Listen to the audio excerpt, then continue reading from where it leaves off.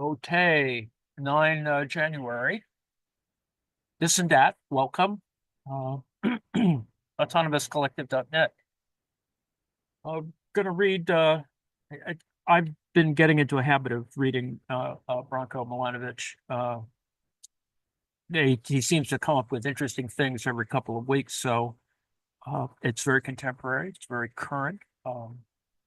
It has the thing that he did for Brave New Europe, which he has also on his Substack. I don't think it's horribly profound, but he did stir up a few folks, not very many, but he sort of, and I don't think he's right about it, but he sort of claimed that the era that has sort of developed in the, I don't know, the post-Soviet period or the whatever, that there's a period of neoliberalism that is ending. And I'm not sure that I agree with that particular position, but it's an interesting position, and he managed to get himself into trouble with some folks, and suggested that in some ways he was in favor of Donald Trump. He wasn't. He isn't. He was just pointing out that Trump may be the last gasp of that kind of craziness. So anyway, that's what his latest little thing is, and I put in a link for it, and it's on Medium. So I'll begin. How the mainstream abandoned universal economic principles but forgot to mention it. My recent Substack on Donald Trump's election and its assumption of presidential powers, it attracted quite a lot of attention as well as critique among people who misinterpreted the article to be a paean in favor of Donald Trump. I'm very gratified that the article attracted the attention of Martin Wolf from the Financial Times, who's one of the most respected analysts in domestic and international economic policies. You can find both his critique and my very short reply on the bottom in the comment section of the original article here. There's a link to it. My point in the reply was to argue that the main principles of neoliberal globalization have been abandoned by the mainstream economists much prior to January 20th. The latter is only a symbolic event. On that day, indeed, will end the era of neoliberal globalization that has started in this episode of globalization with the fall of the Berlin Wall. Yet most of its elements have been dismantled much before, and by the people who never openly acknowledged doing so, which I kind of agree with. that is Branko, do know that many mainstream neoliberal economists like to treat the appearance of Donald Trump as an act of God. They treat him as an earthquake or some sudden storm whose origin nobody can fathom.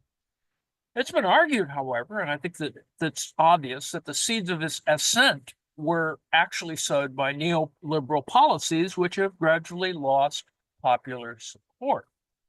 It's not by accident that 77 million people voted for Trump, nor is it accidental that similar movements are currently taking place and politically destabilizing large Western countries like Germany and France. This internal aspect and the role of neoliberalism in increasing inequality, reducing social mobility, increasing morbidity and mortality among the middle classes in the U.S., dissociating interests of the rich from the rest of society, have been extensively documented in both economic and political science literature. I don't want to expand on that. I would, this is Branko.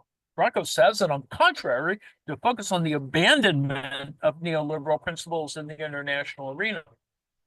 This is of a particular relevance for the Financial Times, which is considered by the so-called international development community as the newspaper of record, much like the New York Times is considered the kind of the global newspaper of record. The Financial Times has an international perspective, which is, for example, lacking in the Wall Street Journal. But the Financial Times has been misleading its readers into believing or not noticing that most of the neoliberal establishment has actually abandoned the principles of globalization, which the very same people have been defending before for some 20 or more years. The Financial Times has, in his opinion, failed to do so because of its strident anti-China policy and obsession with China's success. Now, that obsession with China's success, or rather dislike of its success, or wish for its failure, makes sense only if one looks at China from a strictly political or strategic angle. There, China may be a great competitor, rival, or even a foe of the West. But it makes no sense at all if one is looking at China's success from an internationalist or cosmopolitan point of view, which is in principle what development economists are supposed to do. From that particular point of view, the success of any developing country, whether it's China, Nigeria, Indonesia, Chad, Paraguay, or Mali, should be applauded. So this is the first inconsistency. There is also the consistency whereby Chinese success is in part interpreted to be due to the stealing of technology from the West. There, he could vouch for having worked for more than 20 years in the World Bank, that the permanent complaint that he heard, was that poor countries are unfortunately unable to successfully use the technology from the more developed nations because of their corruption or lack of education.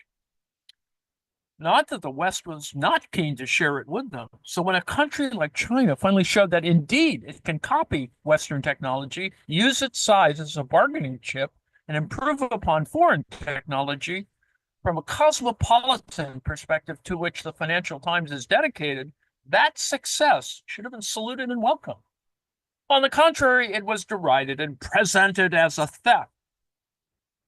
The international organizations, in fact, advise Ethiopia and Tanzania how to replicate China's copying of Western technologies rather than treating it as an act of illegality. This is the second inconsistency.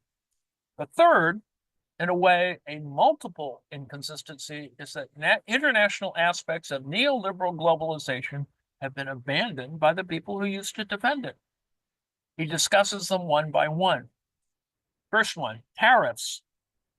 From the very establishment of the Bretton Woods system and from the basic tenets of globalization, tariffs are sometimes considered a necessary evil, but in principle, the instrument that should be discouraged and used as rarely as possible. Now, this has been the policy consistently pursued by both developed and developing countries from the early 1980s. The recent increases in tariff rates in the United States and Europe thus mark a departure from one of the main principles of globalization.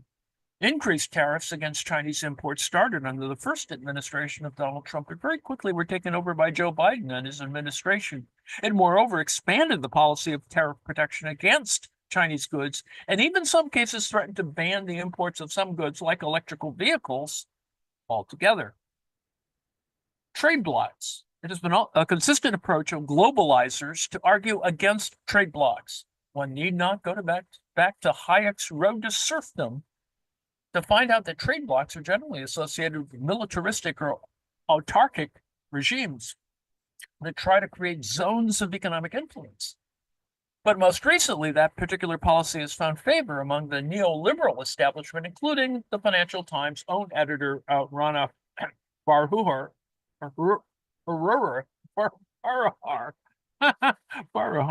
who published an influential and extensively reviewed book based on a number of her earlier writings and speeches.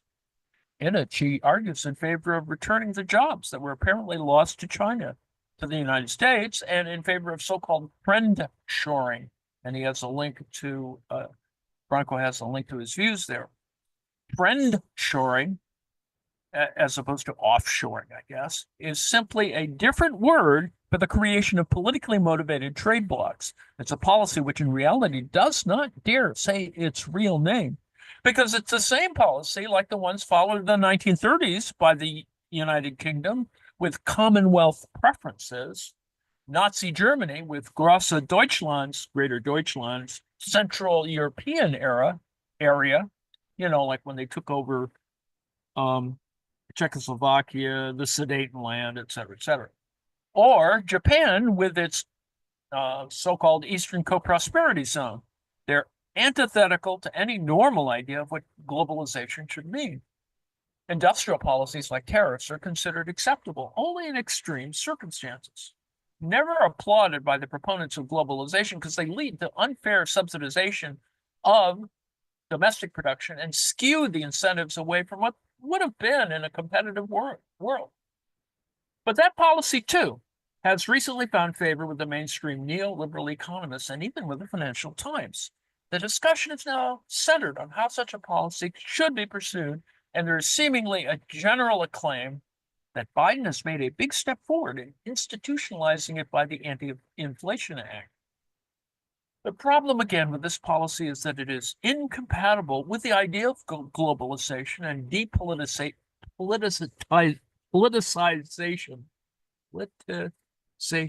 depoliticization of economic decision making. As I will mention in the concluding part, it leaves the development community in disarray. Because if the industrial policy is good for the United States or for Europe, the question is, why should such policy be advised against in Egypt or Nigeria? Economic coercion is likewise not accepted by liberal economists. However, it has been used increasingly by the United States and Europe, all those sanctions. Trump employed it quite a lot and increased the number of sanctions on political regimes that he did not like, such as Cuba and Venezuela. Now, these sanction regimes continued under Biden. The U.S. currently has 38 different sanction regimes that in one way or another way affect more than 50 countries. It was much expanded with the wars in Ukraine and Palestine and the seizure of Russian assets, and rather incomprehensibly, by the punishment meted out to Russian oligarchs for not being sufficiently politically powerful to stop Putin's war. In any case, the use of economic coercion is also antithetical to the idea of neoliberal globalization. Free movement of labor is in principle an objective of globalization. It's never been achieved for political reasons, but at least it has remained on the agenda, and it has been an inspirational objective. From a purely global point of view, there's no reason why the market for labor should not be internationalized and should not embrace the entire globe in the same manner that the market for capital does. But I am aware, that is, Branko is aware, that the political reasons dictate things to be otherwise. However, most recently, even the aspirational objective of free movement of labor has been jettisoned. This is not only Trump who has built the fence against Mexico. The fence continued being built under Biden. Likewise, deportations on undocumented aliens continued under Biden, as indeed they had been present under Obama. This is not something that Trump had invented on his own. The anti-immigration policy in the U.S. has gradually sharpened over the past 10 to 15 years. The same is true, and even more dramatically so, in the European Union. It theoretically prides itself on multiculturalism and multi-ethnicity, whereas at the same time, it is erecting physical borders in the limítrofe regions and has increased the anti-migrant patrols in the Mediterranean. It is in its own interest that the number of deaths due to such fencing and patrols is never revealed and can only be guessed, but it runs into several thousand per year. People, boats sinking, people drowning, etc. So what can we think when we attempt to look at the overall picture? We conclude that all essential ingredients of the neoliberal globalization have been abandoned by the mainstream economists and by Democratic administration in the U.S., as they will be further abandoned by Trump. It is in that sense that Trump's assumption of power on the 20th of January represents a symbolic date for the final rejection of these principles. The goals are no longer free movement of goods because tariffs stop them. Movement of technology is limited because of these so-called security concerns. Movement of capital is reduced because the Chinese, and most recently Japanese, as in the case of U.S. Steel, that is, they were originally going to sell it to Nissan or whatever, U.S. Steel being sold to Nissan, are often not allowed to buy American companies. Movement of labor has been severely curtailed. So what essential ingredients of neoliberal globalization have been left intact? Branko's point here is not to argue whether the abandonment of these principles is good for the United States or Europe or China or the world or not. It is simply rather to show that it was not Trump who is the only agent of change, but that these principles have been in abeyance for at least a decade or perhaps a decade and a half. The Financial Times has misled its readers, as usual, by not clearly stating that its promotion of trade blocs and revision of other key principles means, in reality, the abandonment of neoliberal globalization as a project. Now, this is happening because of, number one, geostrategic competition with China, and because, number two, such neoliberal policies have domestically been harmful for Western middle classes. An important problem which is seldom noticed, and the Financial Times should have noticed it, is that giving up on these principles leaves the Bretton Woods system in disarray. As he mentioned in one of his earlier pieces, there were two essential framings for the international system in 1944, and then, although not as formally as in 1944, in the early 1980s with the introduction of the Washington Consensus on the global scale in the formerly communist countries, as well as in India, Africa, and Latin America. But while the Washington Consensus was and can legitimately be criticized, it had at least a certain consistency. The current abandonment of the principles of neoliberal globalization leaves the entire field of international development in chaos because it is not at all clear what types of policies should be suggested to or imposed on the rest of the world. One cannot imagine how a World Bank mission to Egypt could argue for reduced tariff rates or lower subsidies, while at the same time, the most important country, not only economically, but in terms of suggested or enforced economic ideology, the United States, is raising its tariffs and subsidies. The entire ideology which underpins international economic relations has to be rethought. Now, perhaps we need to have to create a new system which would allow for trade blocs, tariff rates, no labor migration, and no transfer of technology.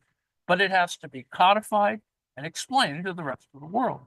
Yet nobody has so far as much mentioned that we, the world, need to create such a new system.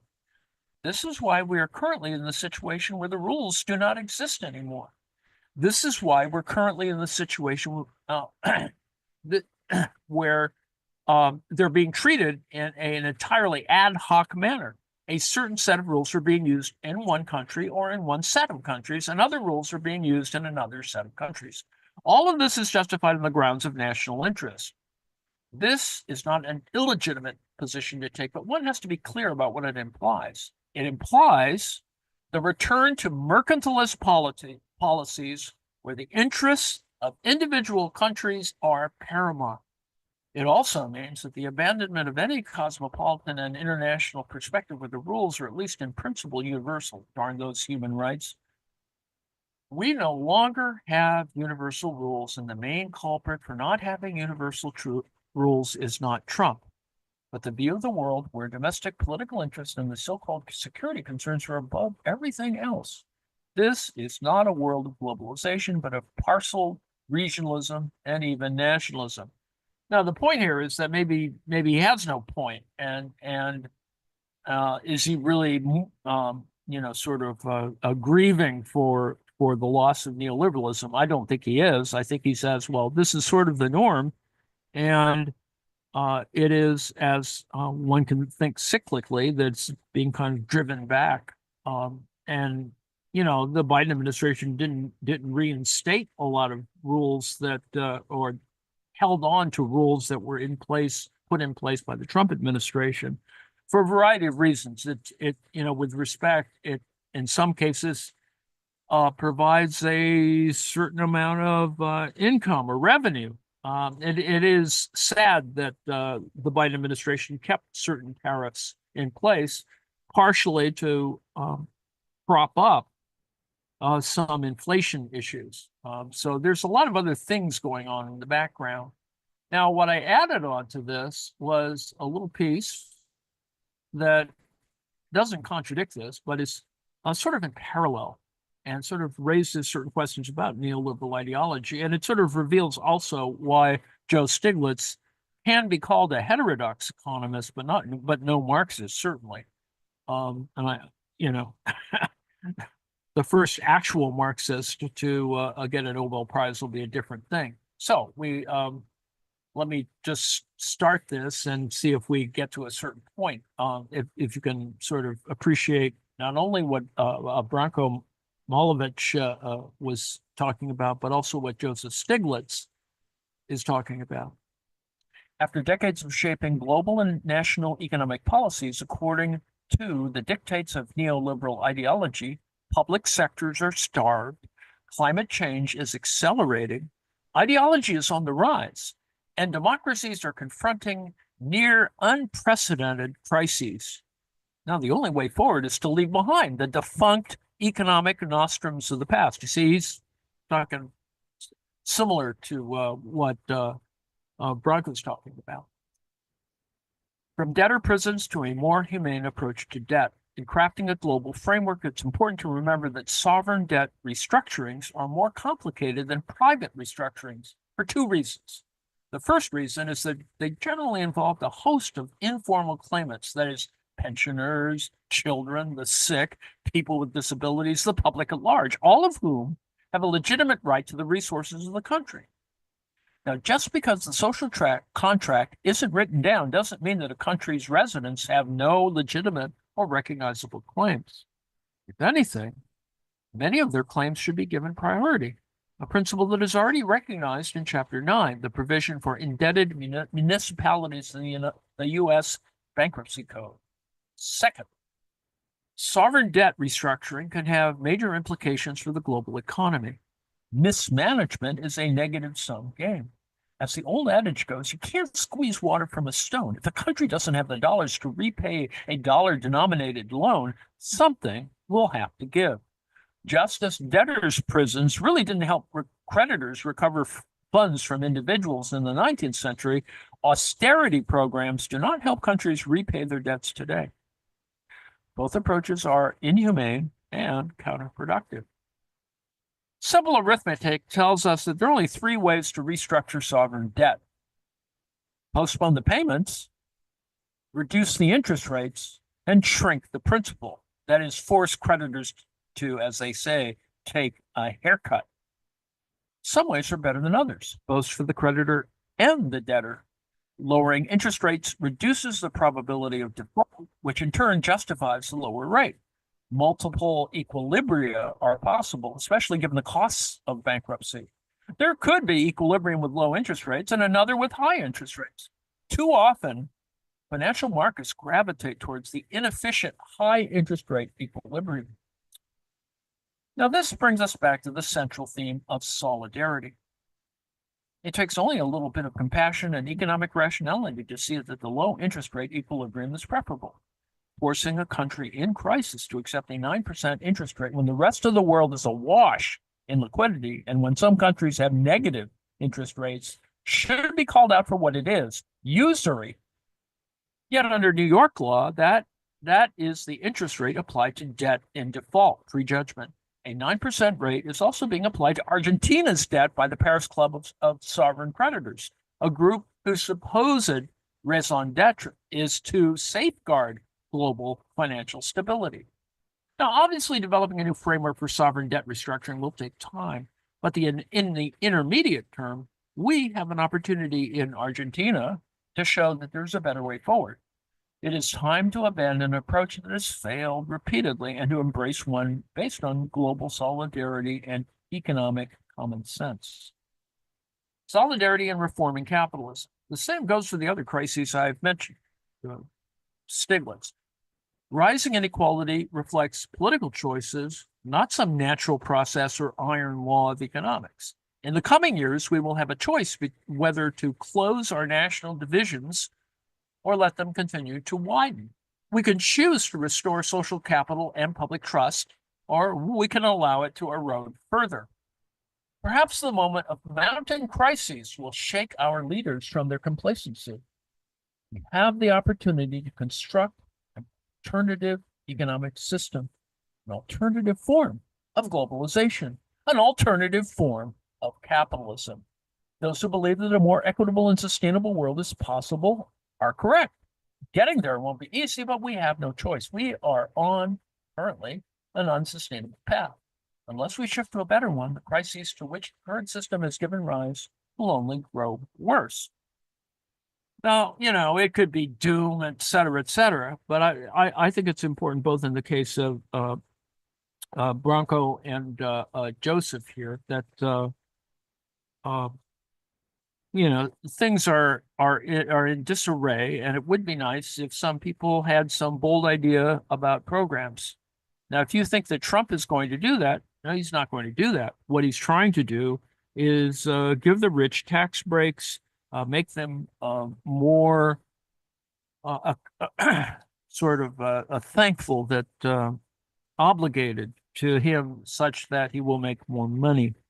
Um, he doesn't really care about anybody and anybody else, and we know this. And in fact, people could have seen it, but apparently, there's a bunch of folks who don't care that he's gets more stuff and rips people off and promotes corruption and does all the things that he did in his first term, in his second term, because he's still seen in whatever way as a kind of outsider.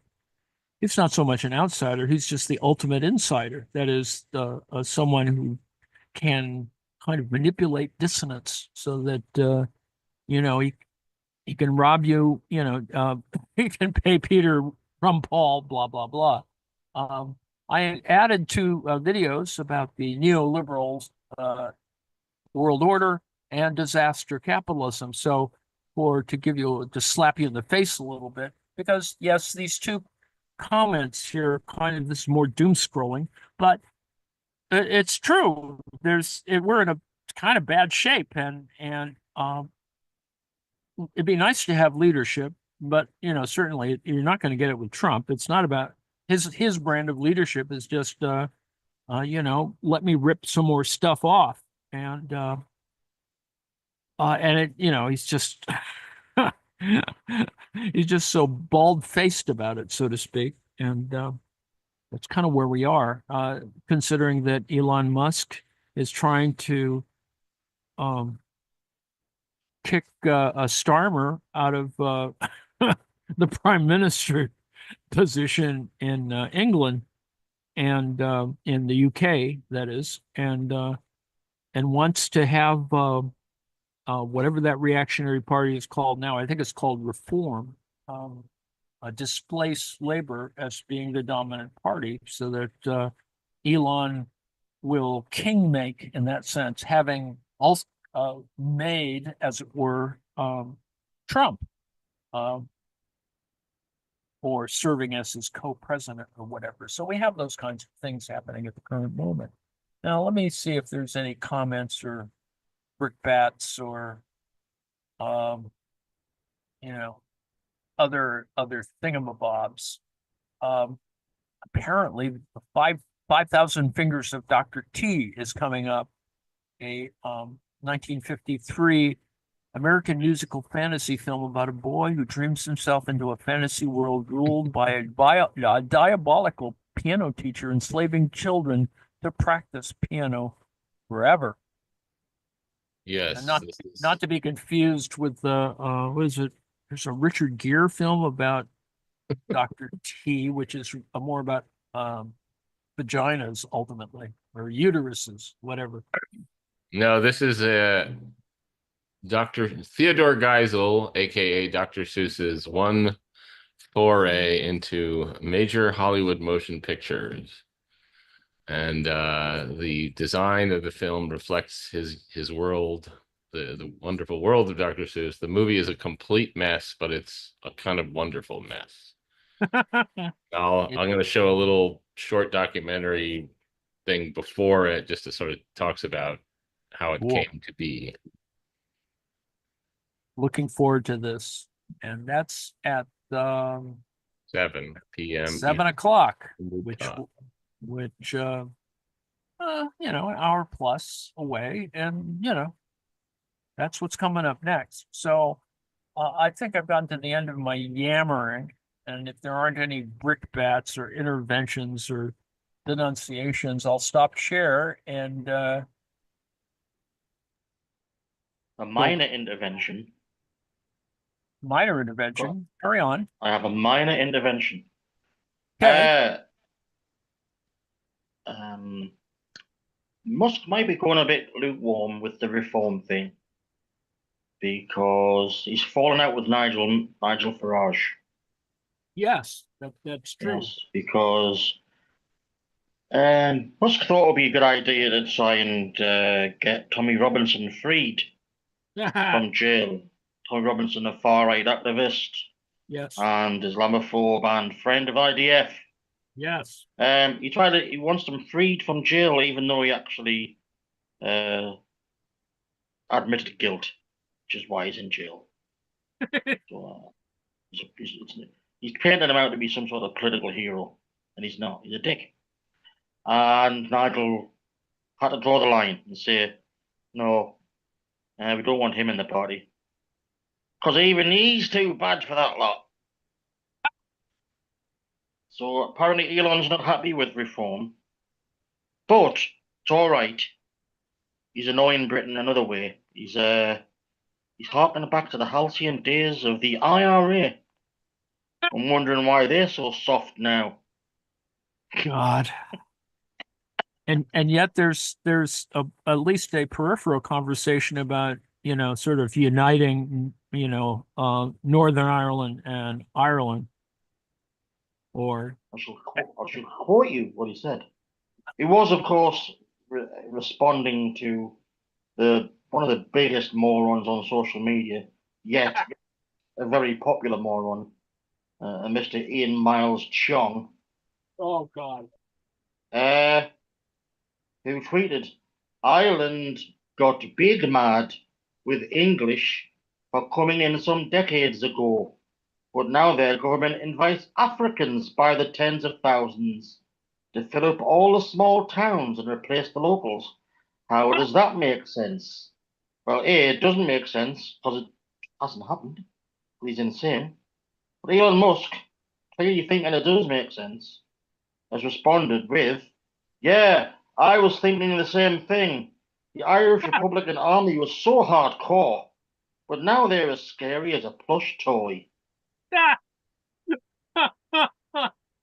Oh Bring man. back the IRA. That's what he's saying. There we go. There we go. Well, Ian Miles Chong, it's just amazing that a guy sitting in his basement or whatever in Malaysia can cause so much trouble globally. He is literally your basement masturbator. Yes, he's sort of a classic version of he's the Yeah. ultimate troll, and he's in a Yeah. weirdly he's in a Muslim country, which is even weirder. That they sort of let him get away with it, which I find even more weird. Well, the right wing love him because they are all thick. Yeah, that's pretty much what it boils down to. Stupid people. Indeed, and that's kind of it's sad to come to that conclusion, but in the U.S. that's very similar. I'm going to stop the live stream now so we can